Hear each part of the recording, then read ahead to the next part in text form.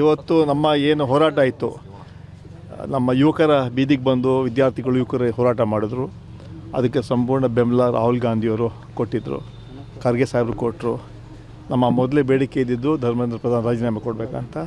ಅವ್ರಿಗೇನೋ ನಾಚಿಕೆ ಮಾನ ಮರ್ಯಾದೆ ಇಲ್ಲ.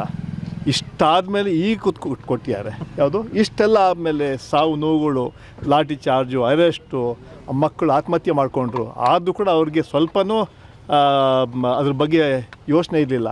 ಅಂತಿಮವಾಗಿ ಸರ್ಕಾರದ ಮೇಲೆ ಇಡೀ ದೇಶದಲ್ಲಿ ಒಂದು ಯುವ ಸಮೂಹ ಬೀದಿಗೆ ಬಂದು ಹೋರಾಟ ಮಾಡಿದ್ರಲ್ಲ, ಅಂತಿಮವಾಗಿ ಅವರು ಮಾಡಲೇಬೇಕಾಗಿ ಬಂತು.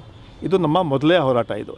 ಆಮೇಲೆ ಇದು ಉತ್ತರ ಕೊಡಬೇಕು. ಈ ಸಾವು ನೋವುಗಳಿಗೆ, ಈ ಲಾಠಿ ಚಾರ್ಜ್ ಬಗ್ಗೆ, ಮಕ್ಕಳು ಆತ್ಮಹತ್ಯೆ ಮಾಡ್ಕೊಂಡು ಇದಕ್ಕೆ ಉತ್ತರ ಕೊಡಬೇಕು ಸರ್ಕಾರ.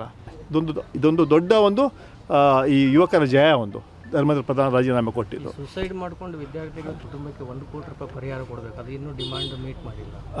ಈಗ ನಾನು ಹೇಳೋದು ಸಾವಿಗೆ ಬೆಲೆ ಕಟ್ಟಾಗಲ್ಲ. ಆದರೂ ಕೂಡ ಇಷ್ಟು ಸಮಯ ತೊಗೊಂಡ್ರಲ್ಲ, ಅವ್ರಿಗೆ ನಿಜವಾಗ್ಲೂ ಆವತ್ತೇ ಅವ್ರನ್ನ ತೆಗೆದು ಬಿಸಾಕಬೇಕಾಯಿತು. ಅಷ್ಟೇ ಒಂದು ಯುವಕರ ಬಗ್ಗೆ ಕಾಳಜಿ ಇರ್ತಾಯಿದ್ರೆ, ವಿದ್ಯಾರ್ಥಿಗಳ ಬಗ್ಗೆ ಕಾಳಜಿ ಇರ್ತಾರೆ, ಆವತ್ತೇ ತೆಗೆದು ಬಿಸಾಕಬೇಕಾಯಿತು. ಆ ಕೆಲಸ ಮಾಡಲಿಲ್ಲ.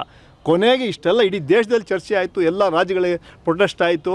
ಕಾಂಗ್ರೆಸ್ ಪಕ್ಷ ಸಂಪೂರ್ಣ ಬೆಂಬಲ ಕೊಟ್ಟರು. ರಾಹುಲ್ ಗಾಂಧಿಯವರು, ಖರ್ಗೆ ಸಾಹೇಬರು, ಪ್ರಿಯಾಂಕ್ ಗಾಂಧಿಯವರು, ಸೋನಿಯಾ ಗಾಂಧಿಯವರು ಎಲ್ಲ ಬೀದಿಗೆ ಬಂದು ನಮ್ಮನ್ನೆಲ್ಲ ಅರೆಸ್ಟ್ ಮಾಡಿದ್ರು ಡೆಲ್ಲಿಯಲ್ಲಿ. ಕೊನೆಗೆ ಅಂತಿಮವಾಗಿ ಯಾವಾಗ ಈ ಇಡೀ ಯುವ ಸಮೂಹ ದೇಶದಲ್ಲಿ ಬೀದಿಗೆ ಬರೋಂತಹ ಸಂದರ್ಭ ಬಂತು, ಈ ಕೊನೆಗೆ ಅಂತಿಮವಾಗಿ ಇವತ್ತು 12 ಗಂಟೆಗೆ ರಾಹುಲ್ ಗಾಂಧಿ ರಾಹುಲ್ ಗಾಂಧಿ ಪ್ರೆಸ್ ಕಾನ್ಫರೆನ್ಸ್ ಮಾಡಿದ್ರು. 2:30 ಗಂಟೆಗೆ ರಾಜೀನಾಮೆ ಕೊಟ್ಟಿದ್ದಾರೆ.